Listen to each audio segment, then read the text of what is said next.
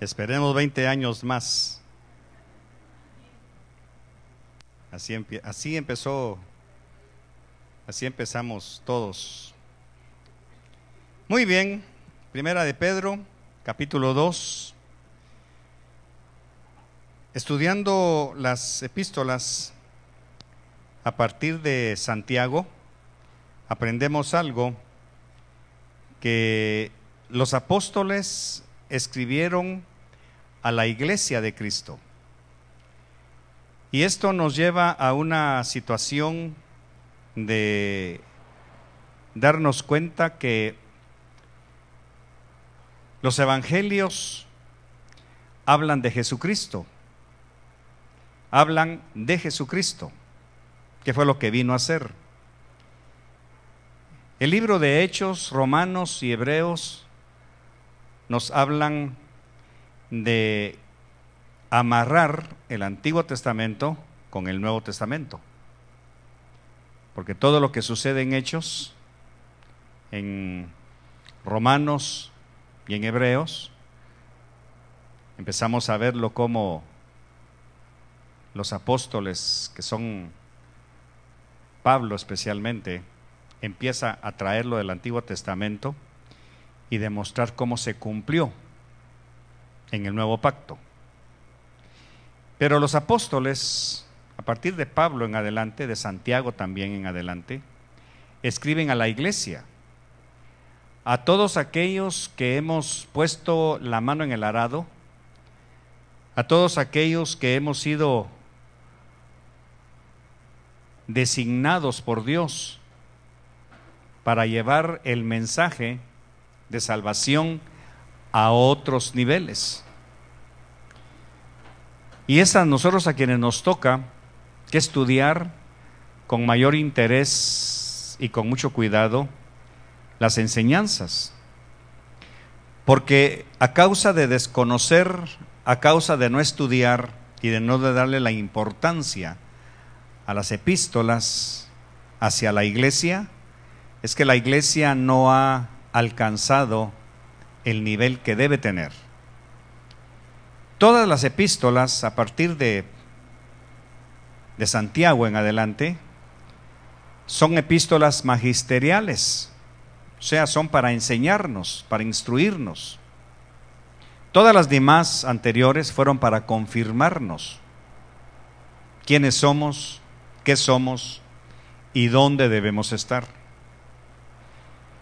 Pero Pedro, por ejemplo, tiene unas lecciones más prácticas que cualquier otro escritor del Nuevo Testamento. Por eso es que estudiándolas y poniéndolas en acción, nos vamos a dar cuenta qué espera el Señor de su iglesia, como familia. ¿Qué se espera que nosotros hagamos y cómo se espera que vivamos? Mi experiencia es que la Biblia tiene enseñanzas para todos los niveles de la conducta humana. No necesitamos ir a otros libros, ni a otros códigos, ni a otros protocolos para saber cómo espera el Señor que nosotros nos comportemos, porque todo está aquí. Cómo corregir nuestras vidas, cómo corregir a nuestros hijos, cómo vestirnos, cómo peinarnos, cómo hablarnos unos a otros, cómo comportarnos dentro y fuera del templo, porque afuera seguimos siendo iglesia, porque el templo cobija a la iglesia de Cristo, pero fuera del templo seguimos siendo iglesia. Y ahí es en donde la mayoría de nosotros hemos fallado, porque creemos que el evangelio se circunscribe a 4 paredes y que fuera de las 4 paredes puedo seguir viviendo mi vida como yo quiera. Sin embargo, los apóstoles, que fueron instruidos por el mismo Dios en persona, en apenas 3 años, imagínense, encontraron que no era así como debiera tomarse. Por eso es que los judíos fuera del templo podían tener conductas reprochables, pero cuando se acercaban las grandes fiestas, las tres grandes fiestas, la Pascua, los tabernáculos, o sea, lo que hoy hemos ido aprendiendo poco a poco de los misterios de esas tres grandes fiestas, ellos empezaban a tomar ciertas actitudes religiosas que para aquel tiempo era prepararse para ir al templo. Ayunaban, ponían cara triste, algunos no se arreglaban físicamente, no se ponían sus mejores ropas, sino que caían en una situación como de tristeza. Pero esa tristeza era fingida, porque así lo exigían sus códigos religiosos. Entonces tenemos que al salir de las tres fiestas, cuando salían de las celebraciones y empezaban a caminar en la calle, se despojaban de esa parafernalia física que tenían que adquirir para poder entrar al templo. Hasta el día de hoy eso sigue funcionando igual. Muchos vienen en el carro, en la camioneta, hablando vulgaridades, gritando, incluso a veces insultándose como familia, como esposos, como padres. Pero que al llegar al parqueo adoptan una actitud de santidad que hoy ya no es aceptable, porque para eso está la palabra de los apóstoles. El problema es que la iglesia no ha sido enseñada a que no necesitamos venir con cara triste, no necesitamos venir con cierto disfraz de santidad para tratar de impresionar a Dios o de impresionar a los demás. Por eso Jesús le dijo a sus discípulos, más ustedes. Ese más significa que anteriormente está hablando de lo que se acostumbraba a hacer antes de llegar al templo. Mas vosotros, cuando ayunéis, ¿qué dice? ¿Hagan lo mismo que los demás? No, arreglen su cara. Arreglen su cara. Pónganse alegres y háganlo en secreto, que nadie se dé cuenta que están ayunando. Mas vosotros cuando oréis, cerrad vuestras puertas y hacedlo en secreto. No como los fariseos e hipócritas que aman orar en público para impresionar a los demás. O sea, Jesús es el parteaguas entre la religión que se convirtió en una postura hipócrita y la realidad de lo que Dios quería que se hiciera. Por eso no podemos cortar en dos la palabra o la Biblia, aduciendo que es el Antiguo Testamento y el Nuevo Testamento. La Biblia es un todo, desde Génesis hasta Apocalipsis. Pero a causa de esa religiosidad que hemos sido enseñados a vivirla, es que nos ha robado la bendición de ser genuinos y convertirnos en religiosos. Entonces, allá afuera podemos gritar, hacer todo lo que no debemos hacer y adoptar aquí adentro actitudes hipócritas y mentirosas. El problema es que en el Antiguo Testamento, en el Antiguo Pacto, ¿verdad?, que no es antiguo, la verdadera traducción es anciano, el anciano pacto. Pero eso será enseñanza para otro día. Pero lo que quiero decirles es que a causa de no estudiar correctamente las enseñanzas de los maestros del Antiguo Testamento, desconocemos cómo comportarnos en el Nuevo Pacto. Por eso usted ve que afuera algunas hermanas usan short. Pero cuando ya se va acercando la hora de venir a la iglesia, se cambian a una falda. Muchos hermanos en sus casas durante el día andan semidesnudos. Pero cuando ya se acerca la hora de venir a la iglesia, se cambian ropa. Eso se llama doble moral. Una moral para la calle y otra moral para la iglesia. Y eso es reprobable de acuerdo a la palabra. Por eso es que la iglesia, repito, la iglesia como un todo, ha sido enseñada a vivir dos morales. Una aquí adentro y otra allá afuera. Pero como Dios no está partido en dos, sino que ahora Dios, a través de sus profetas, a través de sus escritos, de su inspiración, nos hace ver que hoy Él no se circunscribe a un edificio, ¿sí?, sino que Él busca corazones donde vivir.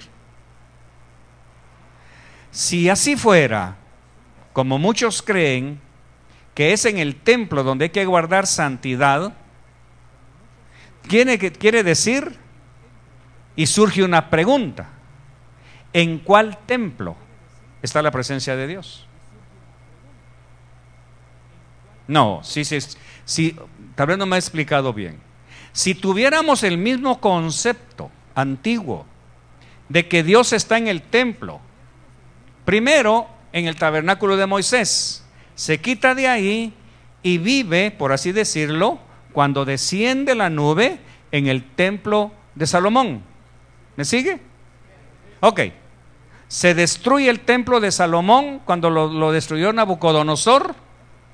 Esdras y Nehemías lo reconstruyen. Quiere decir que en el templo de Salomón, que lo destruye Nabucodonosor, el Señor, por así decirlo, toma su presencia y la pone en el templo reconstruido por Esdras y Nehemías. ¿Estamos ahí?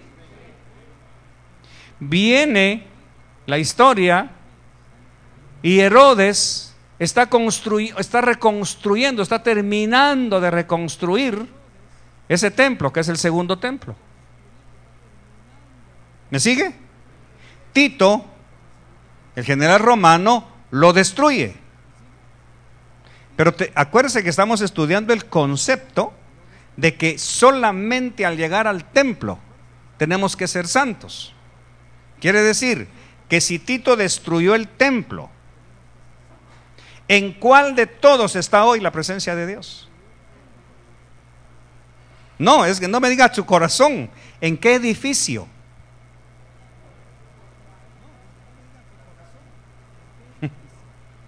¿En qué edificio? Recuerde, le voy a repetir. Primero puso su presencia en el tabernáculo de Moisés, luego en el templo de Salomón, luego en el templo reconstruido por Esdras y Nehemías y terminado de construir nunca. Pero ahí estaba la presencia, ahí iban todos los judíos a juntarse, a presentarse con Dios. Tito lo destruye. ¿En qué edificio está hoy? Pastores,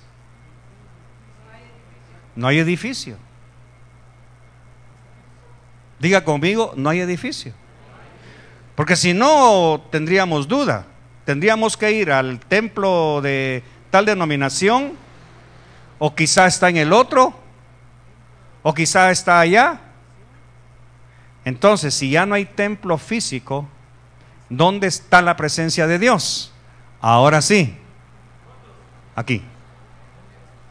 Entonces, cuando todos venimos aquí, aquí está la presencia de Dios. Cuando todos los de la otra denominación se reúnen, ahí está la presencia de Dios. O sea, Él está dividido en todos nosotros. Entonces la pregunta que surge es: ¿en dónde hay que vivir en santidad? Ahora sí, ¿verdad? Eso es lo que Pedro nos enseña. La santidad ya no se circunscribe a 4 paredes. La santidad es para vivirla donde usted esté, porque ahí está la Shekinah de Dios. Por eso hemos aprendido dónde se centralizaba la Shekinah, la presencia de Dios, en el arca. Hoy, ¿quiénes somos el arca? Somos nosotros. Quiere decir que donde yo voy está la Shekinah, la presencia de Dios. Entonces surge la otra pregunta: ¿hacia dónde estoy llevando la presencia de Dios? Entonces Pedro dice, por tanto, desechando toda malicia y todo engaño, e hipocresías, envidias y toda difamación, desead como niños recién nacidos la leche pura de la palabra. Aquí no está hablando que debemos quedarnos siendo niños todo el tiempo, sino que como niños, no dice que seamos niños, sino que desead como los niños desean la leche, así debemos nosotros desear la palabra. Entonces tenemos el primer contraste, que la mayoría de iglesia no desea la palabra, desea las reuniones, ¿ve? Desea la parafernalia, las amistades, pero no la palabra.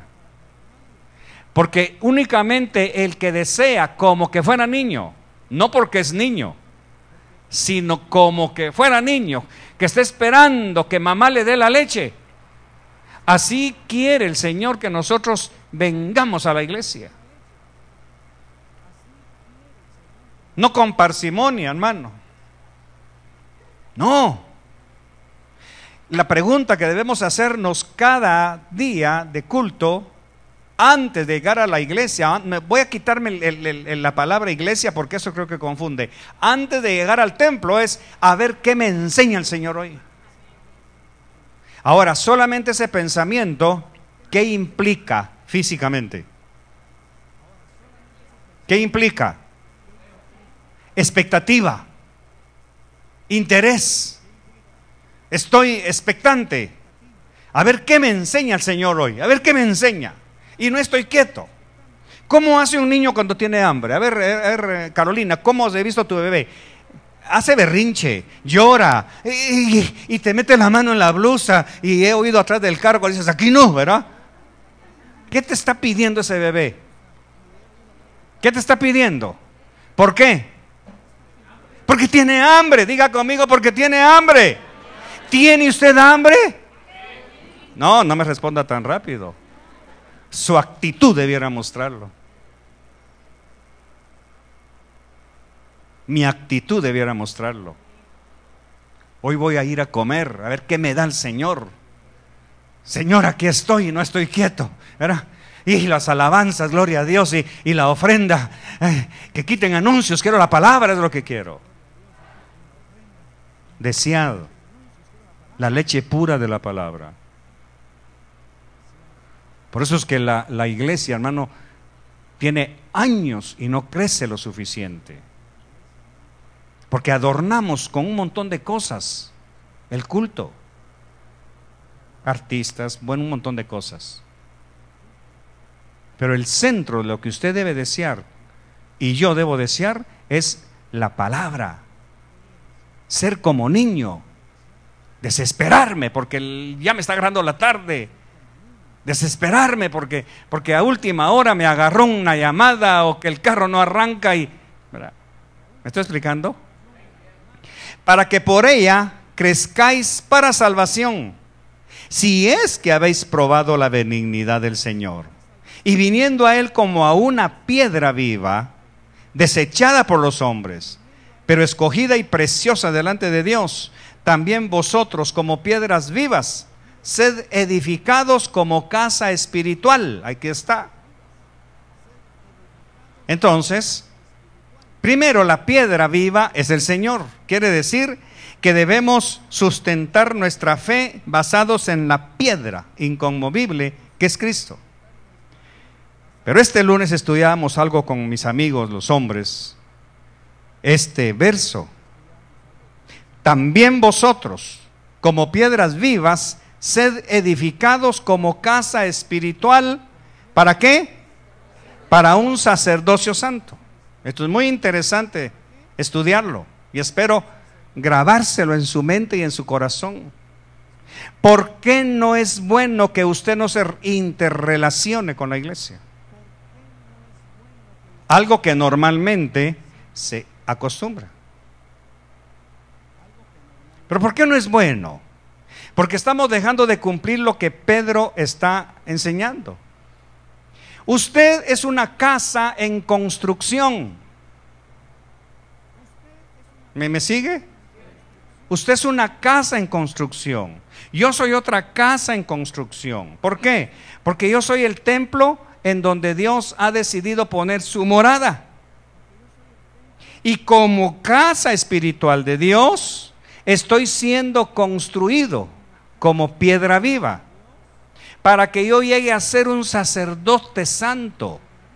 Entonces, como cualquier casa, el arquitecto hizo el plano, ahí están los papeles. Ahora se necesita quien abra las zanjas para poner el fundamento.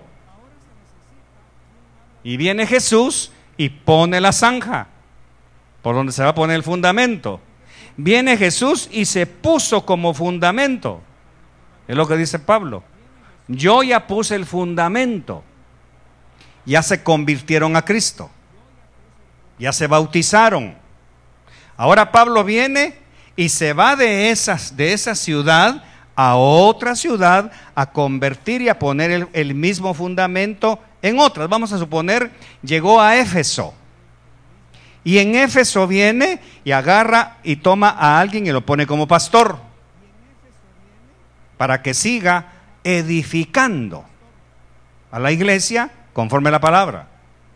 Pero le dice a todos los que se congregan: ahora ustedes van a ayudar a los que ya se convirtieron a ser edificados. Entonces, aquí hay albañiles que saben cómo repellarme. Hay electricistas que saben cómo darme un par de toques. ¿Me está siguiendo? Hay colocadores de piso para que me hagan bien planito. Hay carpinteros para que me den martillazos. ¿Qué más? Hay técnicos para poner el cableado, que me pongan bien los cables. En Guatemala decimos para no pelar cable, para no andar hablando tonteras. Ahora, ¿cuántas personas se necesitan para construir una casa, arquitecto, físicamente hablando? ¿Unas 40? ¿Unas 15 o 20? 15 o 20 hermanitos para edificar a uno.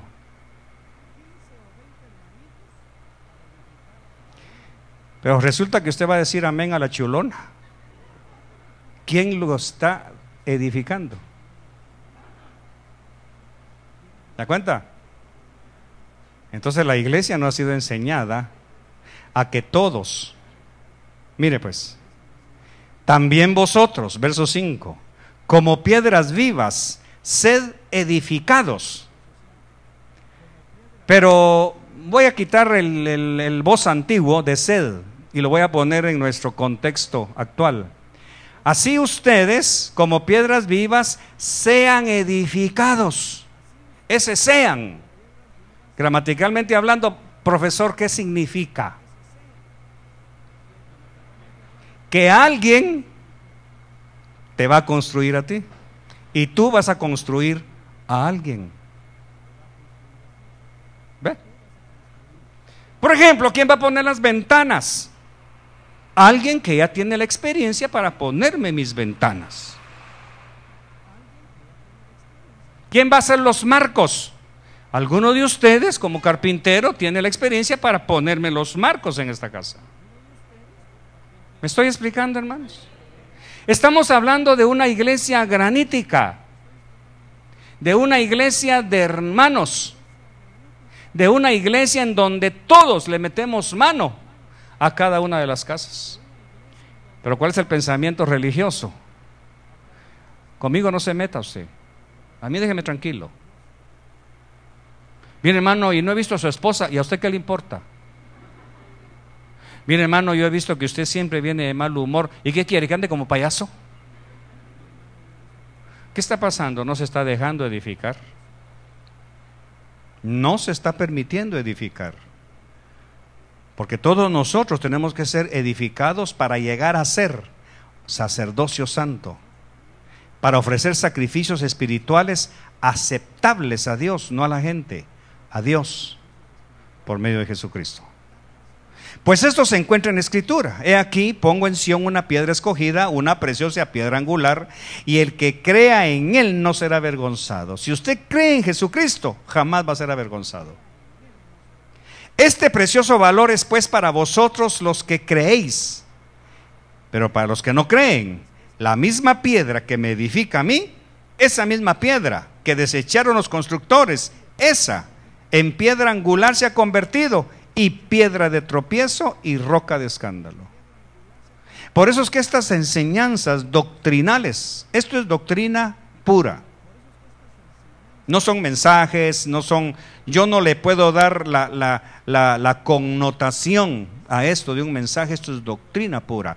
Por eso Pedro empieza diciendo la leche pura, no adulterada. Si usted se va a Alemania y le predican de esto, le van a enseñar lo mismo. Si va al Brasil y le predican de esto, le tienen que enseñar lo mismo. Que todos nosotros somos casa espiritual en proceso de edificación. Ahora entiende por qué Pablo, Pedro, Juan aconsejan: amaos unos a otros cuando se inviten a comer, porque se da por hecho que usted debe invitar a alguien a comer, y a usted lo deben invitar a comer. No es como el asadón, no, usted también. ¿Por qué? Porque ¿dónde es donde nos vemos realmente como somos? En la mesa. Entonces viene Pablo y pregunta: ¿qué hay pues, hermanos, cuando os reunís? Porque da por hecho que nos vamos a reunir. Es que eso está trayendo gente a mi casa, hasta yuca usted.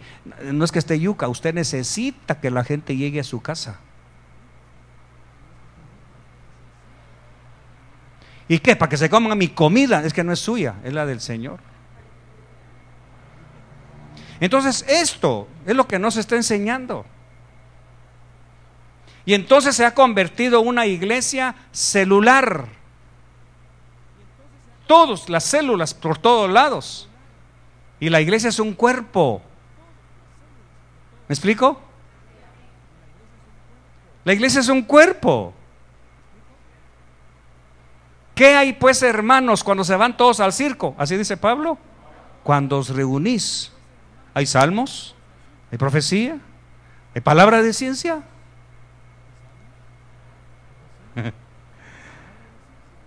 Amén.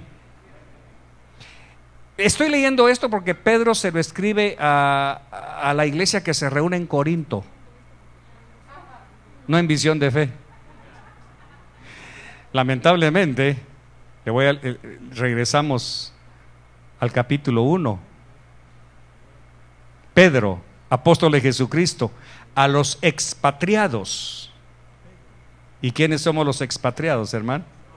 Nosotros, porque ya no tenemos patria. Nuestra patria es celestial. Aquí somos extranjeros y peregrinos. Entonces esto no es para una iglesia de un país, esto es para nosotros. ¿Me estoy explicando? Entonces, ¿quiénes son los que caen en tropiezo cuando se les habla de Jesús? Pues ellos tropiezan porque son desobedientes a la palabra, y lo que hablábamos hoy en la tarde con una pareja, y para ello estaban también, ¿qué? O sea que hay gente destinada para que cuando escucha esto, dice: no, yo llevar gente a mi casa, tan locos. Estás destinado a quedarte solo, mi querido amigo no hermano, amigo. Porque si somos hermanos, todos en algún momento tenemos que comer juntos. Si somos hermanos. Porque no hay familia sobre la tierra en donde los hermanos, sean 2, 3, 10 o 15, no se reúnan por lo menos para el Día del Padre, para el Día de la Madre, para diciembre. No hay. Aunque se caigan mal, ahí están comiendo. ¿Sí o no? ¿Y por qué la iglesia ya no practica eso?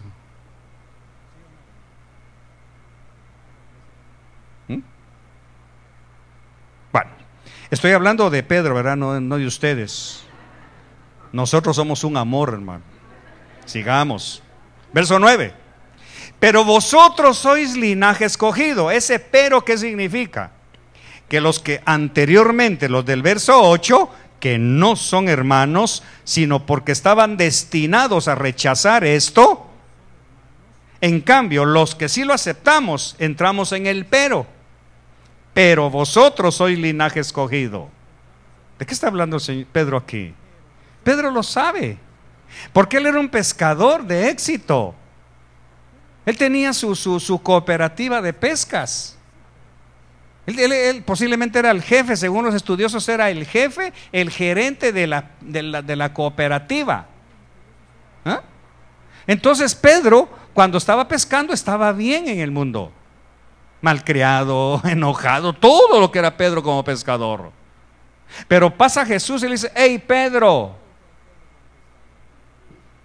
O sea, Pedro se da cuenta de algo. Yo estaba destinado a dejar eso por seguir a Jesús. Porque ¿dónde se dio cuenta? Cuando Jesús muere, ¿a dónde fue Pedro? Regresó a pescar. Y por segunda vez no logra funcionar. Si usted fue predestinado para ser cristiano, ya no funciona. Mire, aunque se disfrace de la chanchona, usted ya no funciona. Aunque se ponga al desfile, usted dice: es que ya no me siento bien con... ¿Cómo no, hombre? Si hacía así como hacías antes, es que ya no puedo. Porque usted fue predestinado para dejar la pesca y entrar al reino de Dios. Por eso siempre les pregunto en ciertas épocas del año: ¿qué está haciendo usted en el carnaval de tal ciudad? Si usted ya no debiera pertenecer a eso. Porque se supone que de ahí lo sacaron, a menos que no lo hayan sacado todavía. Bueno, sigamos. Pero vosotros sois linaje escogido, real sacerdocio, nación santa, pueblo ¿qué? ¿Para posesión de quién? Bueno, si usted es posesión de Dios, estos lentes son posesión mía. Y aunque me paré sobre ellos, los enderecé y traté de dejarlos lo más que pueda, porque son mi posesión. Si usted se los pone, no va a mirar bien con ellos, porque son para mí, para que yo pueda ver bien. Esto no le funciona a usted. El que ha sido adquirido por Dios, ya no le funciona al diablo. Entonces nadie se alegró.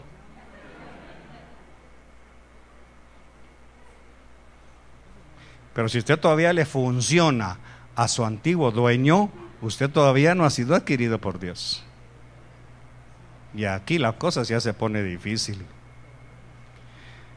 Hablaba con este matrimonio, Miguel, y creo que se lo mencioné a usted, lo difícil que es hablar de la predestinación.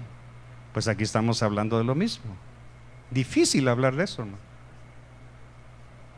Porque si usted todavía sale de aquí y mañana viernes es el sábado chiquito, que se va con sus amigotes a la pupusería de por allá, a tomarse sus cervezas, a decir palabrotas y a ver mujeres, usted no es posesión de Dios.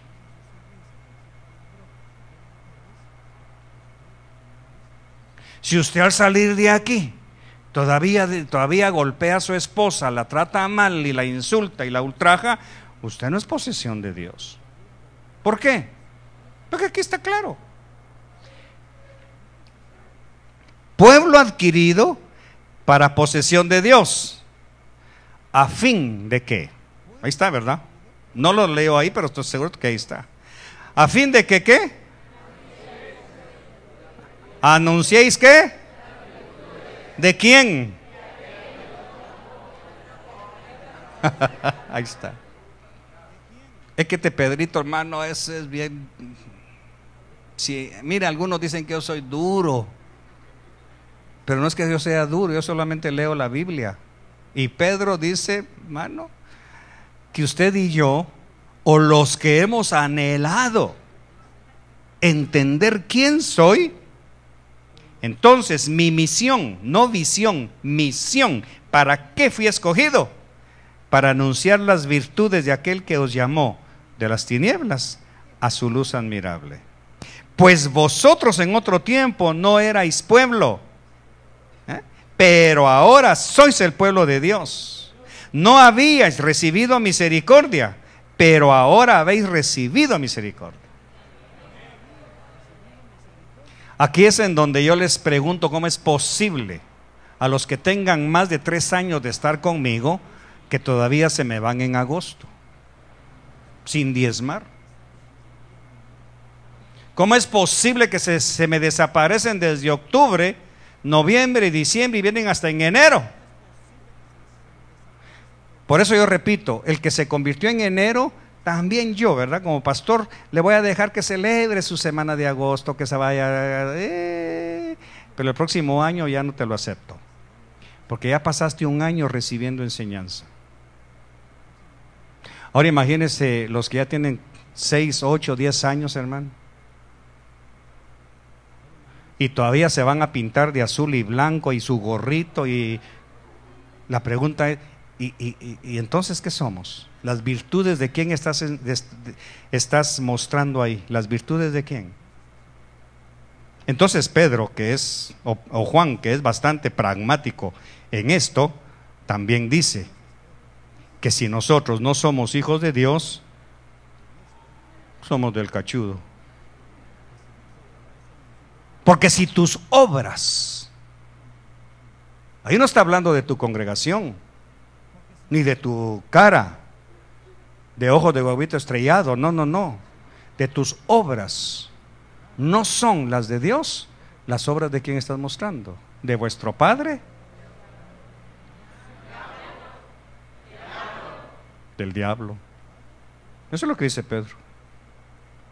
Amados, os ruego como extranjeros y peregrinos que os abstengáis de las pasiones carnales que combaten contra el alma. Pero esto ¿para quién es esta petición?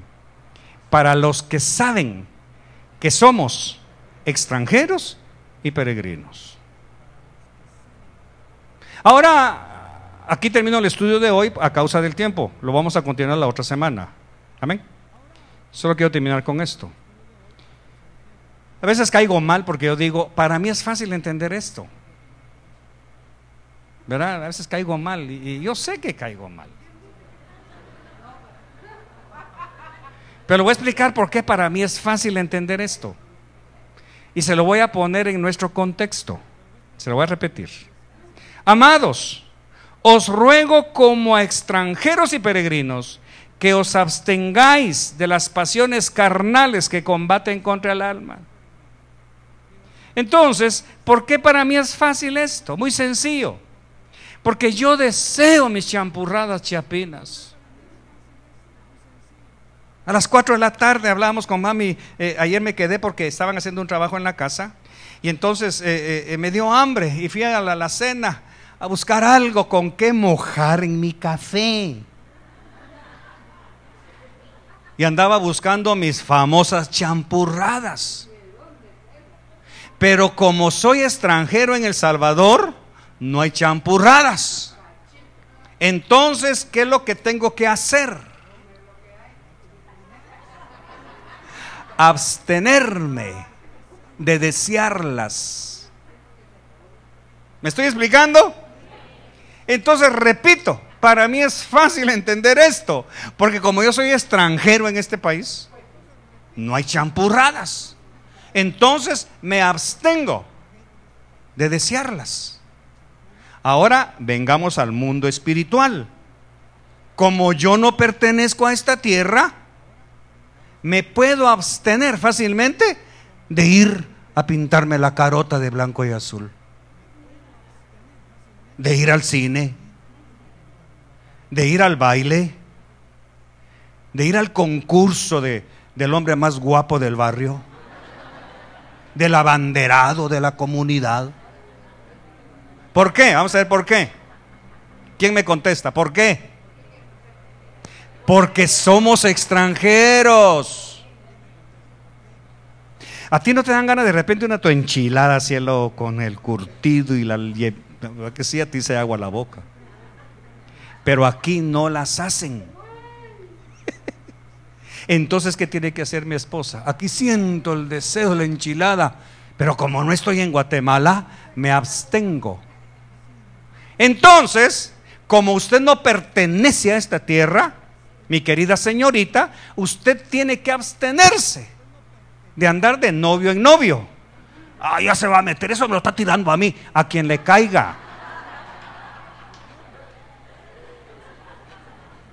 Usted, mi querido diácono, se tiene que abstener de la cerveza. ¿Por qué? Porque usted ya no es de este mundo. Porque la cerveza no la hacen en el cielo. Entonces su paladar no está enseñado a tomar cerveza. ¿Se imagina ahí arriba, hermano? Ya no existe eso. Ahora, si usted sigue siendo de este mundo, con razón al salir de aquí, qué calor, hermano. Una cheve, hermano.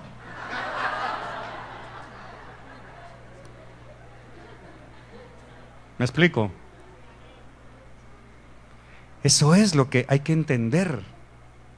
Que si usted realmente ha sido alcanzado por la gracia, si usted realmente está en la piedra escogida, preciosa, piedra angular, que jamás será avergonzado, si usted está siendo edificado como casa espiritual para que la presencia de Dios se sienta cómodo ahí, usted tiene que entender que usted ya no es de este mundo.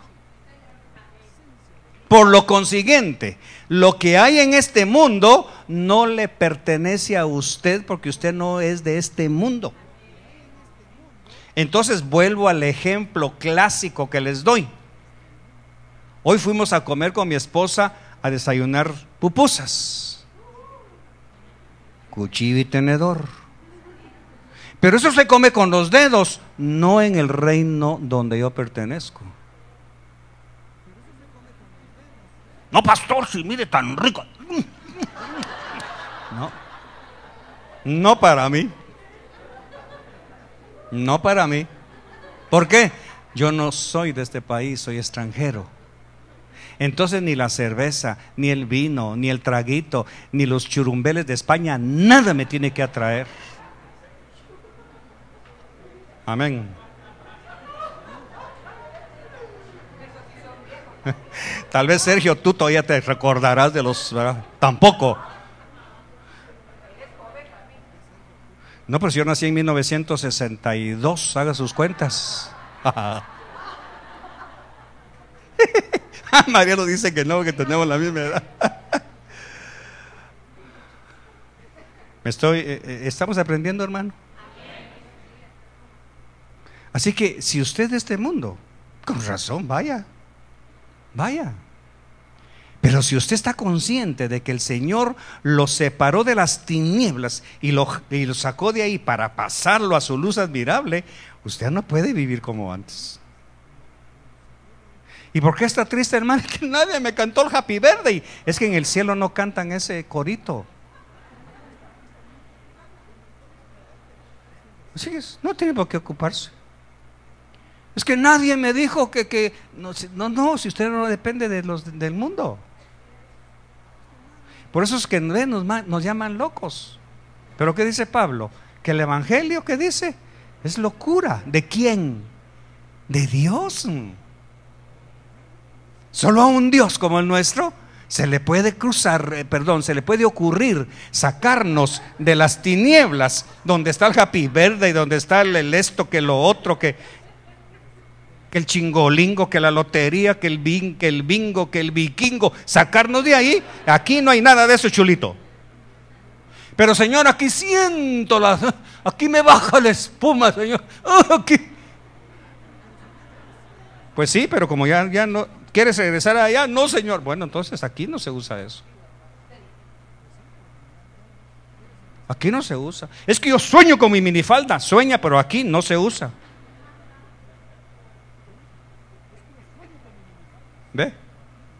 Es que sueño, tampoco. Sueña si quieres, pero no lo puedes hacer.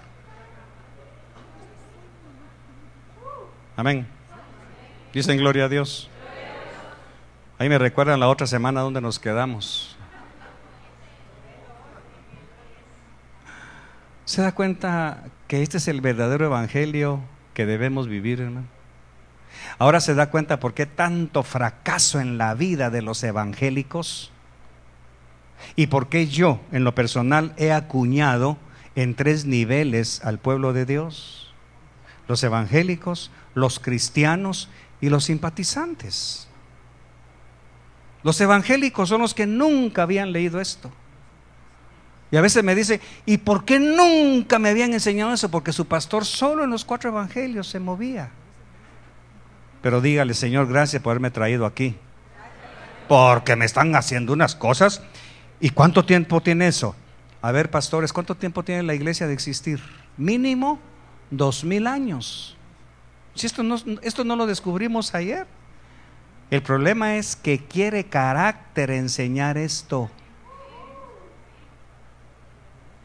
Y tenía que ser, con el perdón, sacarme a mí de Guatemala, traerme como extranjero para entender cómo viven los extranjeros. Por eso yo no puedo confiar en los beneficios que da el Estado. ¿Por qué? No los tengo. Yo no puedo ir al seguro. Mejor doblo rodillas y le pido a mi sanador. Entonces le enseño, si usted es extranjero, sabe lo demás, ¿verdad? Si usted va a dar a luz, ¿por qué tiene que esperar en una camilla en un pasillo? Es que como pago seguro, páguelo, pero mejor váyase a su verdadero sanador para que le dé lo suficiente para una clínica privada. Es que eso cuesta, pastor. Entonces usted vive aquí todavía. Porque debo decirle, yo en mi país siempre pagué seguro, porque esa es una obligación, pero nunca fui. No hay excusa entonces para que usted no me imite, que aún pagando seguro, usted tiene el derecho de Dios de ir a un buen lugar. A una hermana le dijeron, con todo respeto, no, si su hígado ya se murió.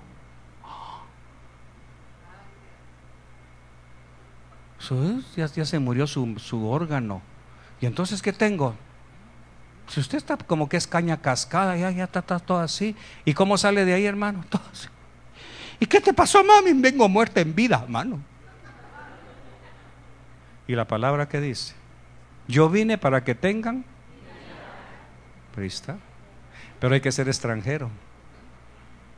Si usted no aprende y se considera extranjero en esta tierra, extranjero y peregrino, entonces ¿qué es un peregrino? Tampoco lo concebimos. Nosotros sí. Peregrino es aquel que llega a mi casa a dormir por 1 o 2 noches, porque no vive ahí. Se le da un pedacito para que viva, ¿verdad? Se le arregla una cama, se le arregla algo bonito para hacerlo sentir cómodo, pero no vive ahí. Dentro de 24 o 48 horas, fuera. El mundo para nosotros es un pedacito. Mientras regresamos ¿a dónde? Mientras regresamos ¿a dónde? ¿Qué dice el Salmo? ¿Y a la casa de quién? ¿A qué va a pasar? Voy a ir de visita. Volveré. Quiere decir que aquí somos, si somos peregrinos, es por un poco de tiempo. Solo que en el tiempo de Dios, ese tiempo pueden ser 80, 90 años. Pero porque está hablando de eternidad. En la eternidad, 80 años son los 2 días que nosotros le damos a un peregrino. ¿Ve? Por eso es que nosotros no podemos entrar en negocios de esta tierra, porque nuestra verdadera patria es allá.